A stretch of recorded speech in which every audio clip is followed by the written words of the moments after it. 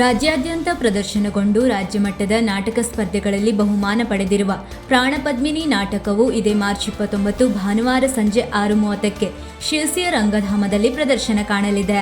ಈ ನಾಟಕವನ್ನು ನಯನ ಫೌಂಡೇಶನ್ ಶಿರಸಿ, ಮನುವಿಕಾಸ ಸಂಸ್ಥೆ ಶಿರಸಿ, ಶಗುನ್ ಗೃಹ ವೈಭವ ಶಿರಸಿ ಹಾಗೂ ರಂಗಬಳಗ ಸ್ನೇಹಿತರು ಶಿರಸಿ ಇವರ ಸಹಯೋಗದಲ್ಲಿ ಆಯೋಜಿಸಲಾಗಿದೆ.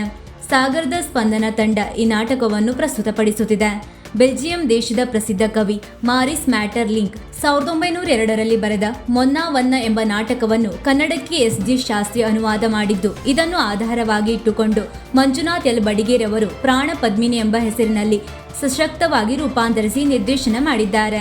ನಾಟಕಕ್ಕೆ ಪ್ರವೇಶ ಉಚಿತವಾಗಿದ್ದು ಎಲ್ಲ ರಂಗಾಭಿಮಾನಿಗಳು ಹೆಚ್ಚಿನ ಸಂಖ್ಯೆಯಲ್ಲಿ ಆಗಮಿಸಿ ನಾಟಕ ವೀಕ್ಷಿಸುವಂತೆ ರಂಗಬಳಗ ಸ್ನೇಹಿತರ ತಂಡದ ಪ್ರಶಾಂತ್ ಮೂಳೆ ಹಾಗೂ ದಿವಾಕರ್ ಮರಾಠಿ ಮಾಧ್ಯಮ ಪ್ರಕಟಣೆಯಲ್ಲಿ ತಿಳಿಸಿದ್ದಾರೆ.